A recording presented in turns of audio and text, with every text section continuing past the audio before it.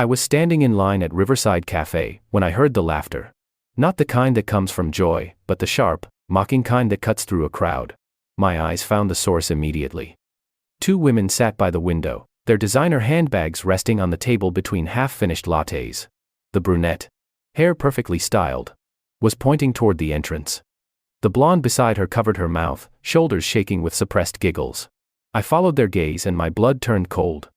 A man in a wheelchair was struggling with the door, his motorized chair catching on the threshold. He was my age, maybe 30, wearing a simple jacket and jeans. His hands worked the controls carefully, patiently trying to navigate the narrow entrance. The cafe staff rushed to help, but the damage was done. Those two women had already decided he was entertainment. The brunette leaned toward her friend, whispering something that made them both erupt into fresh laughter. She mimicked his hand movements, her face twisted in exaggerated concentration. My fists clenched. I knew that man. I knew him better than anyone in this cafe could imagine. I watched as he finally made it inside, thanking the staff member who held the door. His dignity remained intact, despite the mockery he probably felt burning into his back. He rolled toward the counter, his voice steady as he ordered black coffee. The two women were still laughing. Still whispering. Still pointing when they thought no one was watching. But I was watching. I was always watching when it came to him. The brunette caught my stare and her laughter faltered for just a second. Then she smiled, that practiced smile of someone used to getting away with cruelty. She probably thought I was just another customer, another stranger who would forget this moment in an hour. She had no idea who I was. She had no idea that the man she just mocked was my brother, Daniel. And she definitely had no idea that she had just made the worst mistake of her life. Because that woman was Sofia Martinez. My ex-fiancée.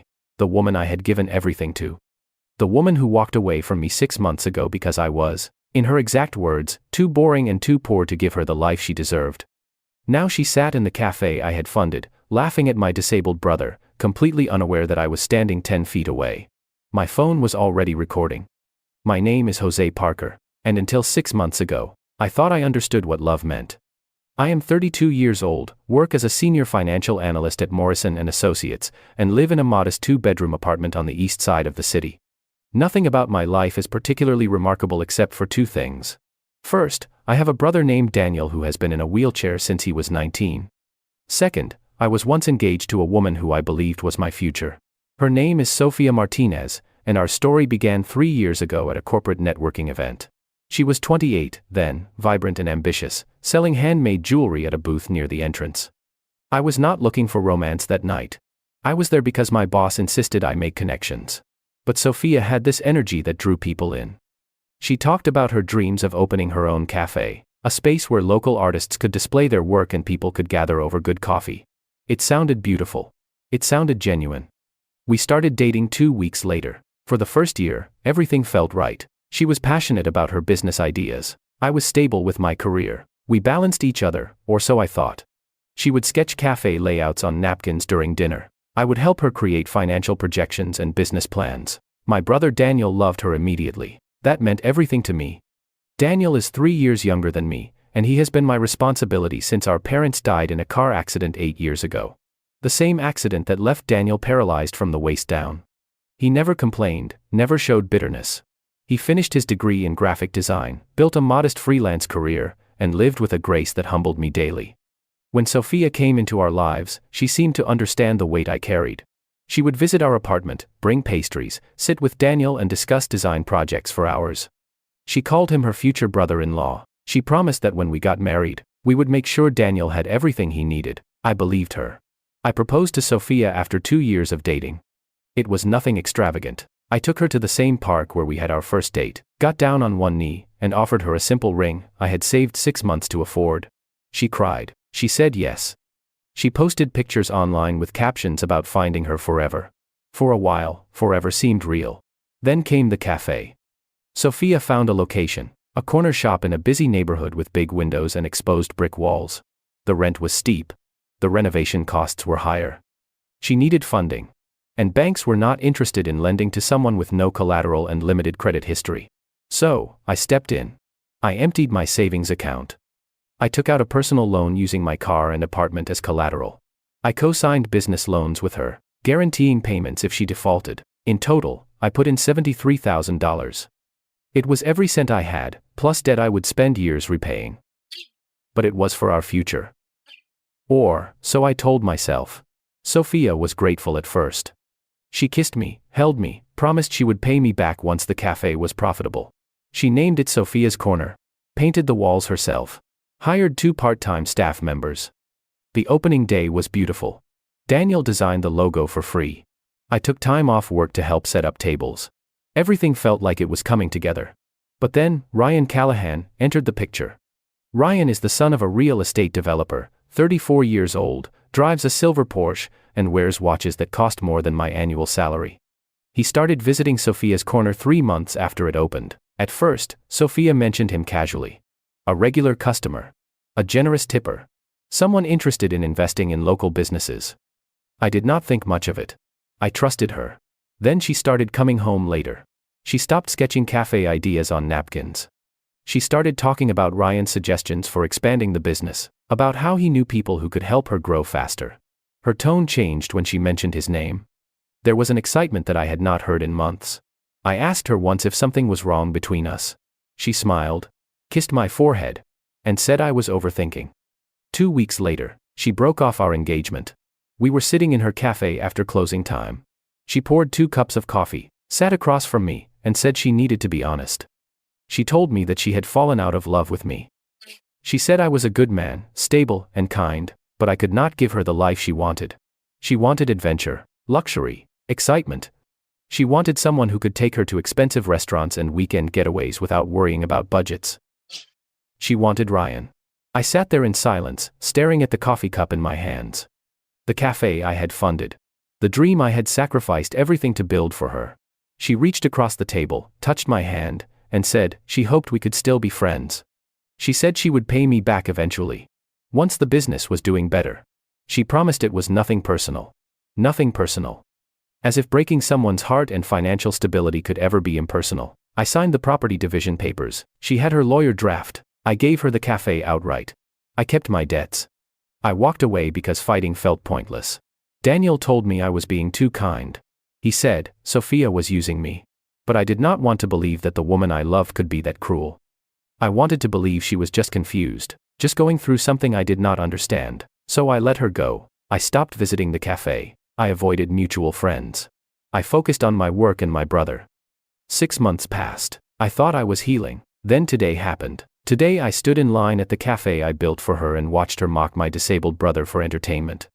I did not approach Sophia immediately. I stood there with my phone recording, watching her performance continue. She was with another woman, someone I recognized as Deborah Lang, a former college friend of Sophia's who worked in marketing. Deborah had always struck me as shallow, the type who measured people by their social media following and designer labels. The two of them were perfect together in this moment, feeding off each other's cruelty. Daniel had received his coffee and rolled toward a corner table, his back to them. He pulled out a tablet and began working, completely absorbed in whatever project he was designing. He had developed this skill over the years, the ability to ignore the stares and whispers. He once told me that reacting only gave people power. So he chose dignity over confrontation. But I was not Daniel. I did not have his patience. Sophia was still talking, her voice carrying across the cafe. She said something about how sad it must be to live like that, how she could never imagine being stuck in a chair. Deborah agreed, adding that it was probably better to just stay home if you were disabled, rather than make everyone uncomfortable. My jaw tightened. I saved the video, slipped my phone into my pocket, and walked directly to their table. Sophia saw me coming and her face went through a rapid series of expressions. Surprise. Confusion. Then recognition. Her smile froze. Deborah looked up, annoyed at the interruption, until she realized who I was. Then she straightened in her seat, suddenly very interested in her latte.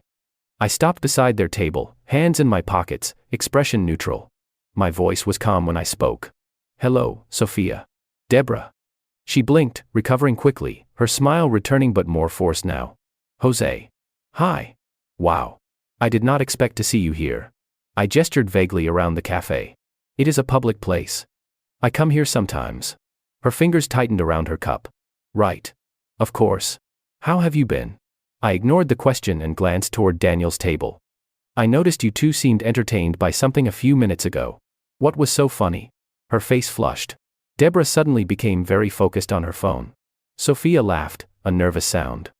Oh, nothing really, just people watching. You know how it is. I nodded slowly. People watching? Interesting. Because it looked like you were laughing at the man in the wheelchair. The one who struggled with the door. Deborah's head snapped up. Her voice was defensive. We were not laughing at him. Sophia added quickly, her tone light and dismissive. Come on, Jose. Do not be so sensitive. We were just joking around. It was not that serious. I let the silence hang for a moment. Then I said, my voice still calm, still measured. That man you were mocking. His name is Daniel Parker. He is a graphic designer. He volunteers at a youth center, teaching kids digital art. He has a degree in communications and runs a freelance business. He also happens to be my younger brother. The color drained from Sophia's face. Deborah's mouth fell open. I continued. He was paralyzed 8 years ago in the same car accident that killed our parents. He has spent every day since then building a life with grace and dignity despite people like you treating him as entertainment. Sophia's hand flew to her mouth. Jose, I did not let her finish.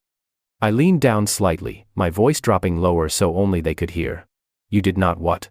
Did not realize he was a person? Did not think he deserved basic respect? Or did not think anyone who mattered would see you acting like a cruel child? She was speechless, her eyes wide. Deborah had gone completely silent, staring at the table. I straightened up.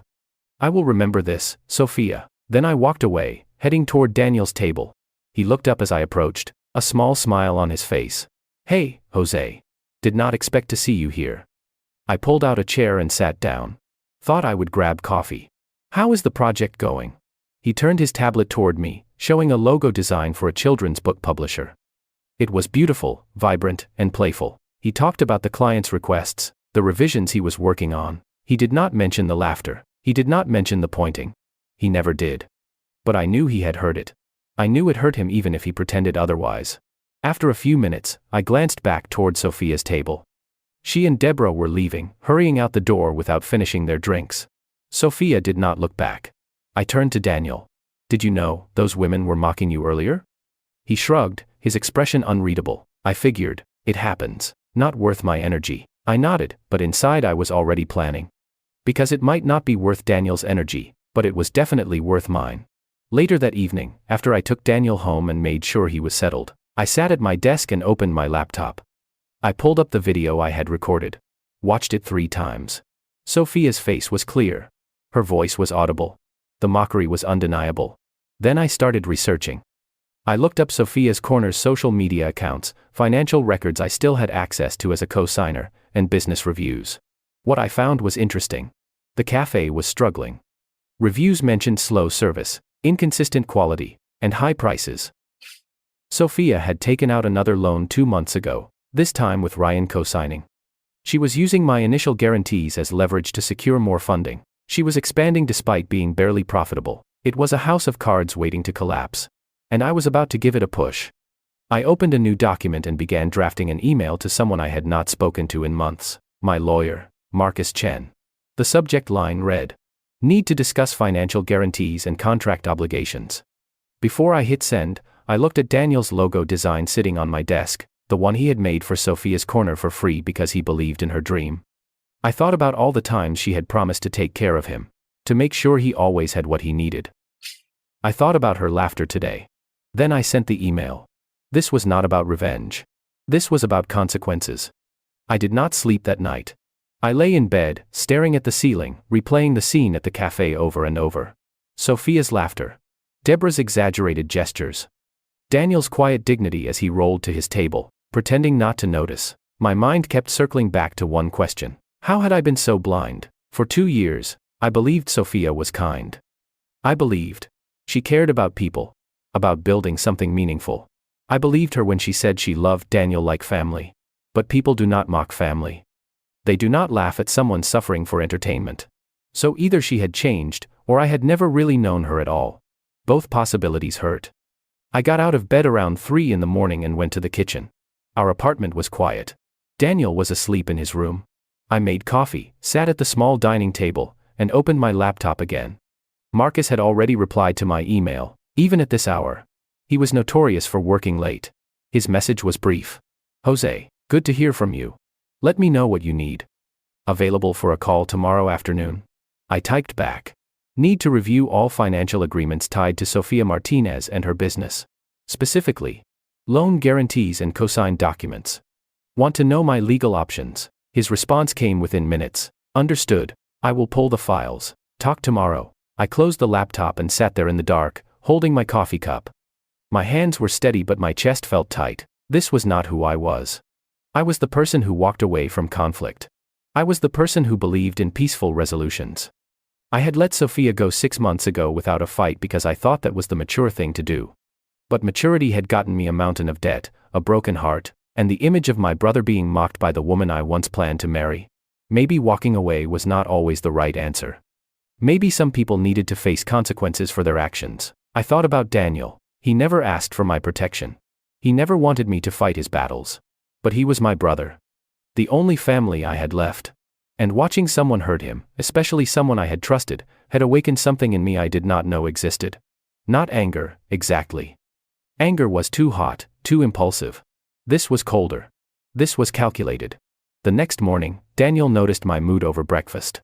He sat across from me, spreading jam on toast, and said casually, "You have been quiet. Everything okay?" I nodded. "Just work stuff. Thinking about some projects." He studied me for a moment, then said, "It is about yesterday, is it not? About those women at the cafe." I did not lie to him, partly. He sighed. "Jose, I know you want to defend me. I appreciate it. But people like that are not worth your time." "She is not worth your time." I met his eyes. "She mocked you, Daniel. She laughed at you like you were some kind of joke." His expression softened. "And that says everything about her character, nothing about mine. Let it go." But I could not let it go. Because this was not just about Daniel. This was about Sofia's pattern. She used people. She took what she needed, then discarded them when someone better came along. She took my money, my time, my belief in our future. Then she left for someone wealthier. And now she was showing her true self, laughing at people she considered beneath her. If I did nothing, she would keep doing it. She would keep using people, keep hurting people, and keep getting away with it because people like me chose to walk away quietly. Not this time. That afternoon, I met Marcus at his office downtown. He was in his mid-40s, sharp-eyed, with a reputation for being thorough and relentless. He had helped me with the property division when Sofia and I split. Now he sat across his desk from me with a thick folder of documents. He tapped the folder. I reviewed everything. "You co-signed 3 business loans for Sofia's corner. Total amount, $73,000. You are listed as a guarantor, which means if she defaults, the lenders come after you." I nodded. "I know." He continued. 2 months ago, she took out an additional loan for $50,000. She used your existing guarantees as proof of financial backing. Essentially, she leveraged your credit to secure more funding without your direct involvement in the new loan. My jaw tightened. Can she do that legally? Marcus leaned back. Technically, yes. Your original guarantees did not have restrictions on future borrowing. It is a gray area, but she did not break any laws. However, he added, seeing my expression, you do have options. You can formally revoke your guarantees, but that would trigger immediate repayment demands. If she cannot pay, the business goes into default. Likely, bankruptcy. I asked. What happens to her if the business goes bankrupt? He shrugged. She loses the cafe. Her credit is destroyed. She would owe significant debts personally since she is the primary owner. Depending on how assets are structured, she could lose personal property as well. And what happens to me? You are off the hook. Once bankruptcy proceedings finalize. It might take a few months, but eventually, your liability ends. You would take a credit hit in the short term, but nothing permanent. I sat there, processing this. If I revoked the guarantees, I would destroy her business. She would lose everything she built. Everything I helped her build. Part of me hesitated. Was I really the kind of person who would do this? But then I remembered her face at the cafe. The mockery. The cruelty. The complete lack of remorse. Yes, I was. I looked at Marcus. Start the process to revoke my guarantees. He nodded, making notes. Understood. I will draft the formal notices. Lenders will be notified within 48 hours. I stood to leave, then paused. One more thing. Is there any way to make this public? To let people know why I'm doing this? Marcus raised an eyebrow. You mean expose her behavior? I nodded. He considered this. You could post on social media. If you have evidence, video or photos, That would support your claims. Just be careful not to defame her or you could face a lawsuit. Stick to facts and your personal experience. I thanked him and left. Outside, the city was bustling with afternoon traffic. I stood on the sidewalk, people rushing past me, and pulled out my phone. The video was still there, clear, damning. But posting it felt too impulsive. I needed to think this through. I needed to make sure that when I acted, it was decisive. No half measures. No regrets. That night, I had dinner with Daniel. He made pasta, his specialty, and we ate while watching a documentary about deep-sea creatures. It was peaceful. Normal. But my mind was elsewhere. Daniel finally muted the television and turned to me. You are going after her, are you not? I did not deny it. She deserves consequences. He nodded slowly. Just make sure you are doing this for the right reasons. Not because you are hurt, not because you want revenge, but because it is the right thing to do. I met his gaze. She mocked you, Daniel. She hurt you. He smiled faintly. And I will be fine. But will you be fine after this? That question stayed with me long after he went to bed. 3 days after my meeting with Marcus, I received a notification on my phone. That changed everything. It was a credit alert. Sophia had applied for yet another loan, this time for $80,000, using my guarantees as collateral reference. The bank was requesting my verification. I stared at the screen in disbelief. She was not just careless with my financial backing. She was actively exploiting it. I immediately called Marcus. He answered on the second ring. I just got a credit alert. She is trying to take out another loan using my name. He was silent for a moment, then said, do not verify it. In fact, this actually helps us. It shows a pattern of financial irresponsibility and misuse of your guarantees. It strengthens your case for revocation. I felt my anger rising, but I kept my voice steady. How long until the revocation notices go through? 48 hours. The lenders will receive formal notification that you are withdrawing your guarantees effective immediately. Sophia will be notified simultaneously. I thanked him and hung up. Then I did something I had been avoiding. I looked at Sophia's social media accounts. Her Instagram was full of recent posts.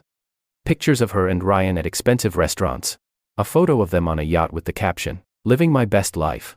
Another showed her wearing a diamond bracelet with the caption, when he knows exactly what you like. The comments were filled with congratulations and compliments.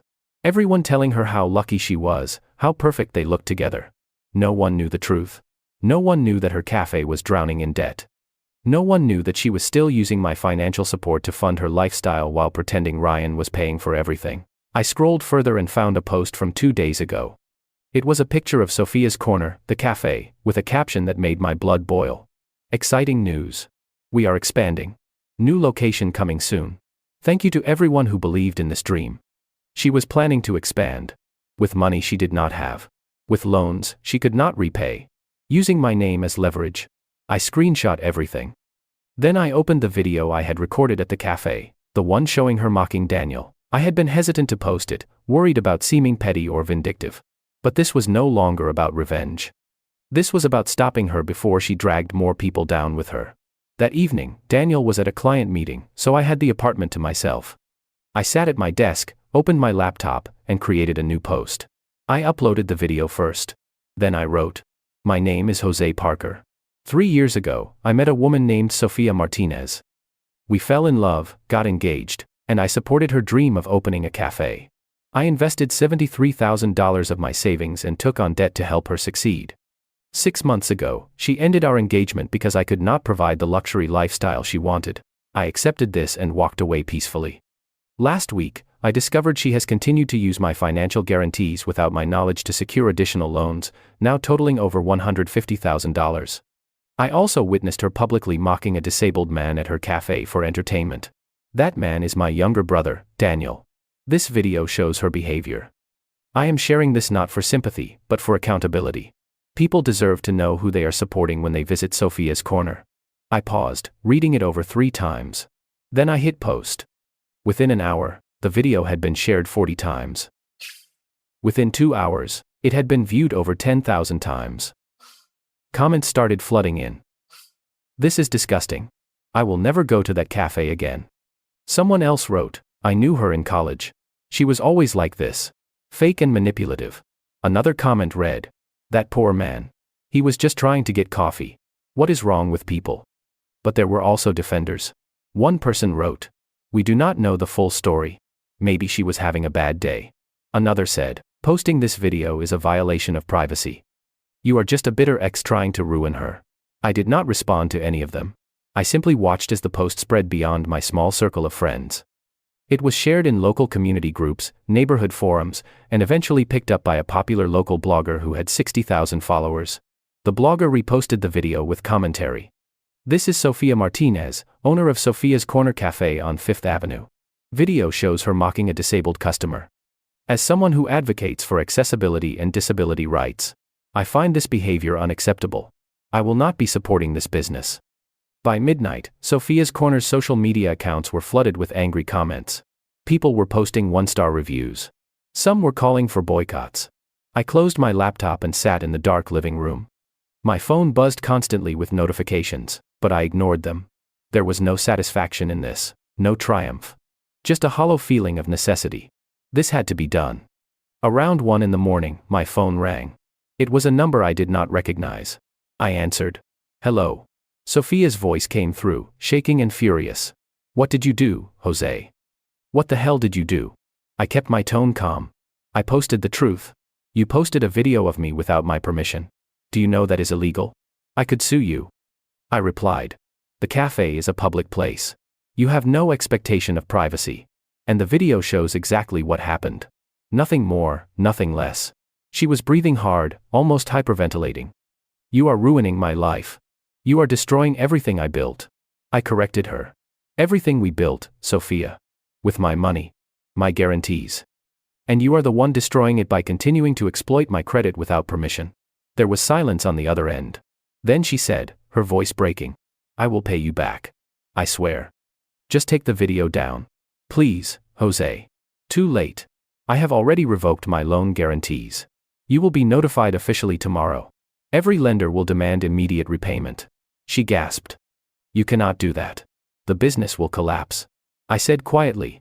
"Then you should not have built it on lies and borrowed money you could never repay." She started crying, her sobs loud and desperate. Please, Jose. I made a mistake. I know I did. But do not do this. Think about all the employees. Think about Deborah. She works for me now." I felt a flicker of surprise.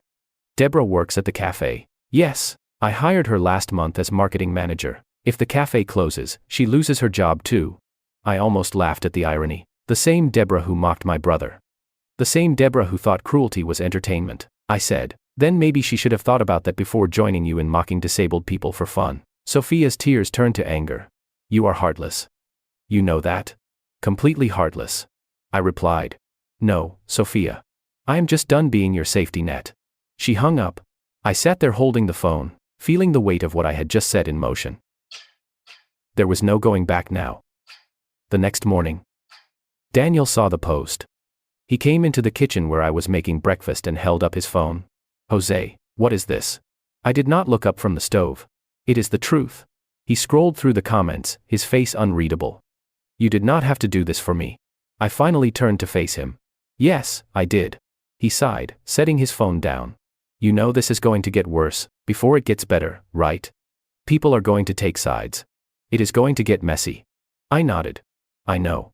He studied me for a long moment, then said, "Just make sure you are ready for what comes next. Because once you start something like this, you cannot stop it." He was right. And I was ready. The fallout was immediate and brutal. Within 24 hours of my post going viral, Sofia's Corner became the center of a social media firestorm. Local news outlets picked up the story. A reporter from Channel 7 contacted me requesting an interview. I declined, but they ran the story anyway, using my post and the video as their primary sources.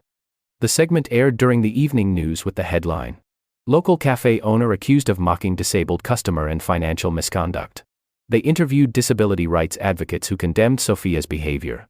They spoke with former employees of the cafe who anonymously shared stories of her mistreating staff and customers. One former barista said on camera, with her face blurred, "She always acted sweet in front of customers. But behind the scenes, she was cruel. If you were not useful to her, she did not care about you." Another said, "She would mock people after they left. Their clothes, their appearance, their disabilities. It was constant." The story spread beyond local news. A popular YouTube channel that covered social justice issues made a 20-minute video analyzing the situation, breaking down the financial exploitation and the ableism Sophia displayed. The video got 500,000 views in 2 days. Meanwhile, Sophia tried to control the damage. She posted an apology on her cafe's Instagram account. It read, "I deeply regret my actions and the hurt I have caused. I was having a difficult day and my behavior was inexcusable. I am committed to learning and growing from this experience. I have reached out to disability advocacy groups to educate myself and ensure this never happens again." The comments section was not kind. One person wrote, "You are only sorry because you got caught." Another said, "A difficult day? That is your excuse for mocking someone? Grow up." Someone else posted, "What about the financial fraud? You are not addressing the fact that you stole money from your ex-fiancé." Her apology post got ratioed so badly that she eventually disabled comments, but the damage was done. 3 days after my post, I received an email from Marcus. Subject line, "Update. Lenders have officially demanded full repayment from Sophia Martinez. Total amount due immediately, $173,000. She has 30 days to pay or the business will be foreclosed and assets liquidated. Your guarantees have been successfully revoked. You are no longer financially liable." I read the email twice, letting it sink in. It was over. At least, the financial part was over. But Sophia was not done fighting. On the 5th day, she showed up at my apartment. I was coming home from the gym when I saw her sitting on the steps outside my building. She looked terrible. Her hair was unwashed, pulled back in a messy ponytail. She wore sweatpants and an oversized hoodie. Her eyes were red and swollen from crying. When she saw me, she stood up quickly. "Jose. Please. I need to talk to you." I stopped a few feet away, keeping my distance. "There is nothing to talk about." She stepped closer, her hands clasped together like she was praying. "Please. Just 5 minutes. I am begging you." Against my better judgment, I nodded. We sat on the steps, far enough apart that we were not touching. She stared at the ground, her voice barely above a whisper. "I know, I messed up. I know, I hurt you. But please, you have to stop this. The cafe is everything to me. It is my entire life." I replied coldly. "It was my entire savings too. And you threw that away when you left me for someone wealthier." She flinched. "I made a mistake. I see that now. Ryan is not who I thought he was. He left me as soon as the scandal broke. Said he could not be associated with bad press. I felt no sympathy. That is not my problem." She turned to me, tears streaming down her face. "What do you want from me, Jose? You want me to grovel? Fine, I am groveling. You want me to admit I was wrong? I was wrong. I was selfish and cruel and I used you. I know that now. Just please, tell the lenders you will reinstate the guarantees. Give me time to fix this." I shook my head. "No." Her desperation turned to anger. "Why? Why are you doing this? Is it because of your brother? Because I laughed at him? I did not mean anything by it. It was just a stupid joke." My voice was ice. "It was not a joke to Daniel. And it was not just about him.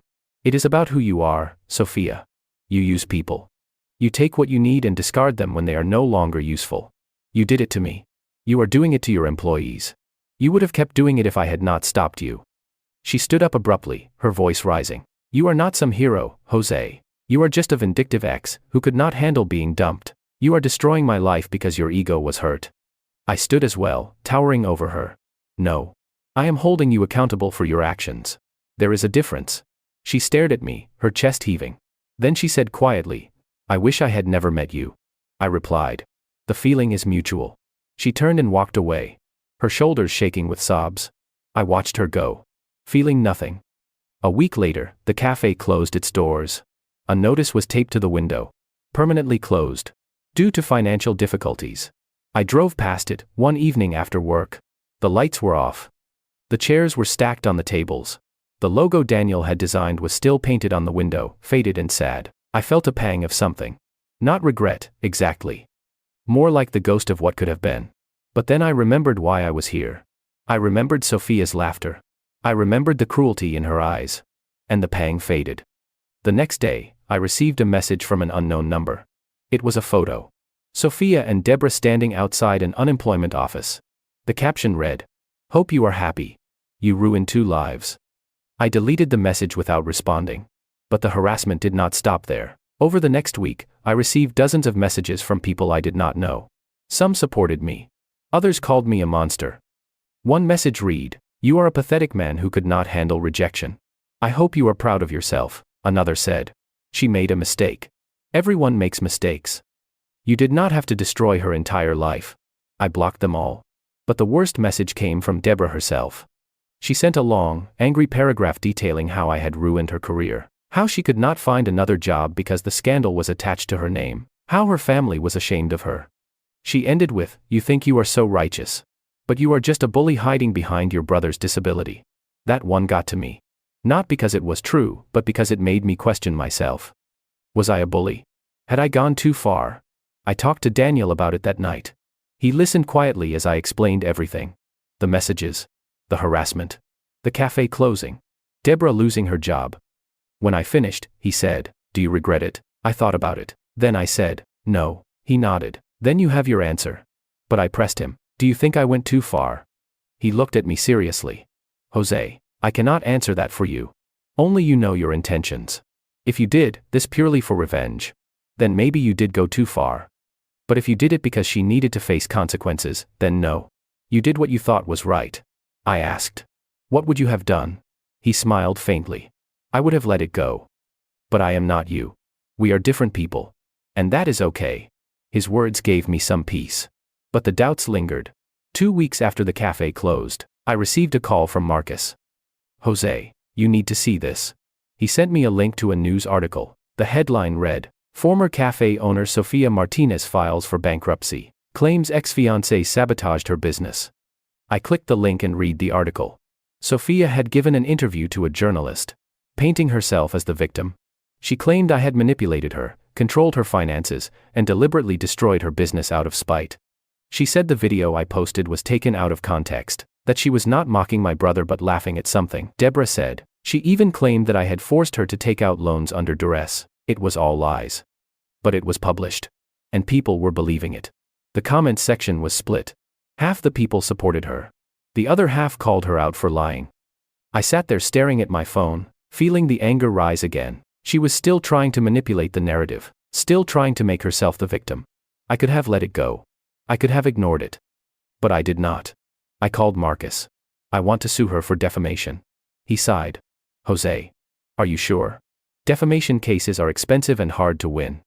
You would have to prove she knowingly lied with intent to harm your reputation." I said firmly.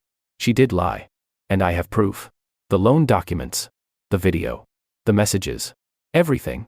He paused. "All right. I will draft a lawsuit. But be prepared. This is going to get ugly." I replied, "It already is ugly. Might as well finish it." The lawsuit was filed 3 days later. And that was when things truly exploded. The defamation lawsuit made headlines immediately. Local news outlets framed it as a bitter battle between ex-lovers. Social media exploded with opinions. Think pieces were written about accountability, cancel culture, and whether I had gone too far. Some people called me a hero for standing up to someone who exploited me financially and mocked my disabled brother. Others called me a monster for destroying a woman's livelihood over a moment of poor judgment. I stopped reading the comments. It did not matter what strangers thought.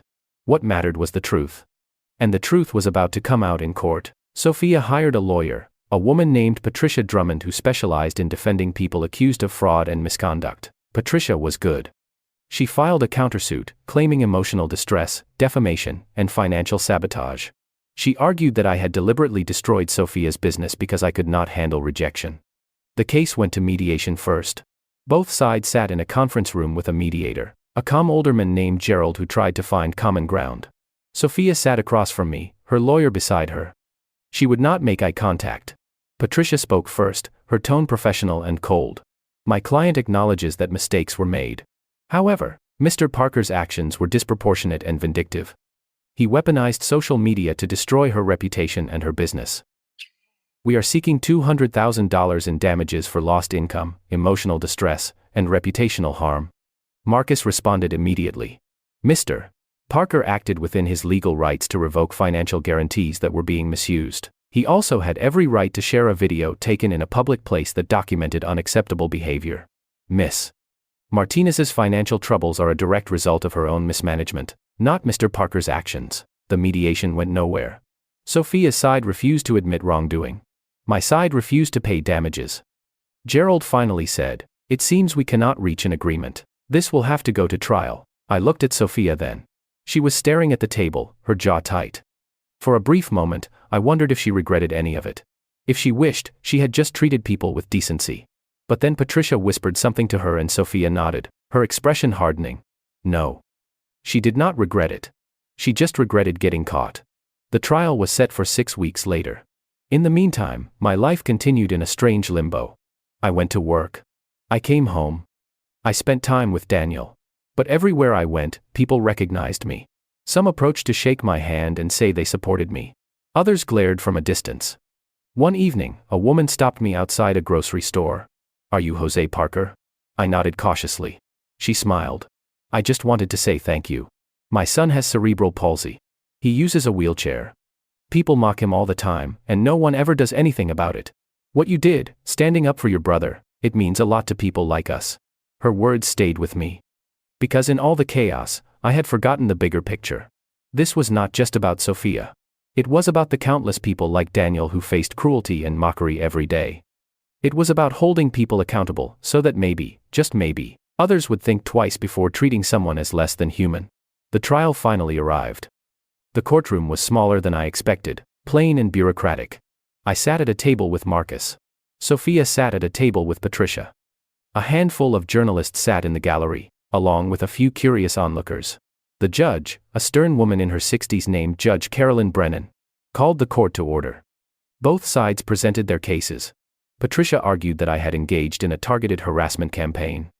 She showed screenshots of my social media post, the video, and the resulting flood of negative attention Sophia received. She brought in a psychologist who testified that Sophia was suffering from severe anxiety and depression as a result of the public shaming. Then Marcus presented our side.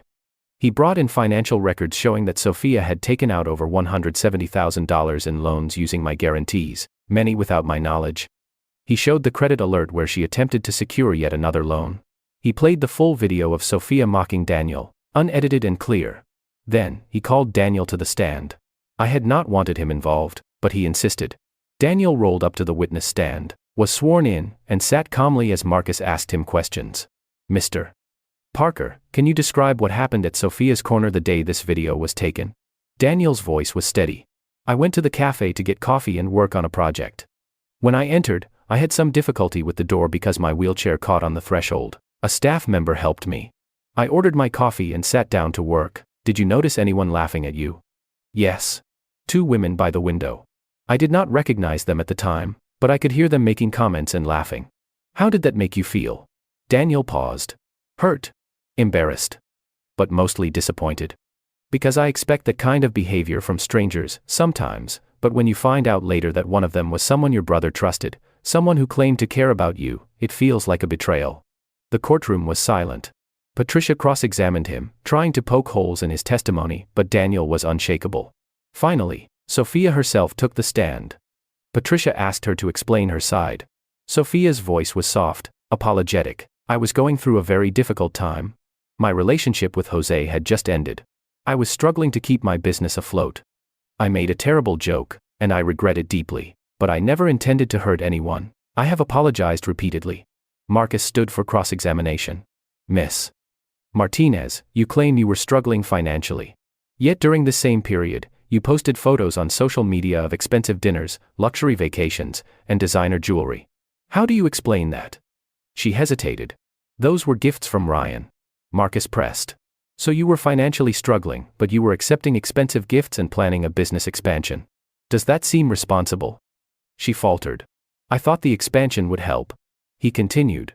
"You also continued to use Mr. Parker's financial guarantees to secure loans without informing him. Were you planning to pay him back?" "Yes, eventually." "Eventually," Marcus repeated. "When? Exactly." "When the business became profitable." She did not answer. Judge Brennan called for closing arguments. Patricia argued that I had overreacted, that Sophia's behavior, while wrong, did not justify the destruction of her entire livelihood.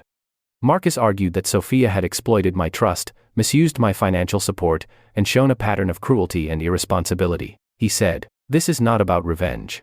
This is about consequences. Actions have consequences, and Miss Martinez is simply facing the results of her own choices." Judge Brennan took 2 days to deliberate. When we returned for the verdict, the courtroom was packed. The judge read her decision. After reviewing all evidence and testimony, I find that Mr. Parker acted within his legal rights. The video in question was taken in a public place and accurately depicted events as they occurred. Mr. Parker's decision to revoke his financial guarantees was legally sound, given the misuse of those guarantees. However, I also find that the public nature of his post contributed to significant harm to Ms. Martinez's reputation and business. While I do not find Mr. Parker liable for defamation, I do acknowledge that both parties have suffered losses. Therefore, I am dismissing Ms. Martinez's countersuit for damages. I am also dismissing Mr. Parker's defamation claim, as Ms. Martinez's statements, while exaggerated, were made in the context of defending herself and do not meet the threshold for defamation. Both parties are responsible for their own legal fees. This case is closed. It was not the total victory I wanted, but it was enough. Sophia lost her countersuit. I was cleared of wrongdoing. We walked out of the courthouse into bright sunlight. Reporters shouted questions, but I ignored them. Daniel rolled beside me, and Marcus walked on my other side. When we were finally away from the cameras, Daniel said, "How do you feel?" I thought about it. Tired. Relieved. But also, for the first time in months, at peace. A few weeks later, I received a message from Sophia. It was brief. "Jose, I know you probably will not read this, but I want you to know that I am sorry. Not because I got caught, but because I genuinely hurt people I should have cared about. I am in therapy now, trying to understand why I acted the way I did. I do not expect forgiveness. I just wanted you to know." I read it twice. Then I deleted it. Some apologies come too late. Some bridges, once burned, cannot be rebuilt. But life moved on. I paid off the last of my debts. I started dating again, casually, with no pressure. I spent more time with Daniel, appreciating the quiet strength he carried every day. One evening, we sat on the balcony of our apartment, watching the sunset. Daniel said, "You know, I never asked you to fight for me. I know, but I am glad you did. Not because I needed it, but because you needed it." I looked at him, surprised. He smiled. "You spent so long being the calm one, the rational one, always walking away from conflict. But sometimes, standing up and fighting back is what you need to heal. You did not just fight for me. You fought for yourself." He was right. Months later, I ran into Deborah at a coffee shop. She saw me and immediately looked away, pretending she had not noticed. I did not approach her. There was nothing left to say. Life continued. The viral posts faded from memory. New scandals took their place. But I carried the lessons with me. Stand up for what is right. Hold people accountable. Do not let cruelty go unchallenged. And most importantly, know when to walk away and when to fight back. Because sometimes, the kindest thing you can do for yourself is refuse to be someone's doormat. Sometimes, revenge is not about destruction. It is about justice. And justice, I learned, is not always pretty. But it is always necessary.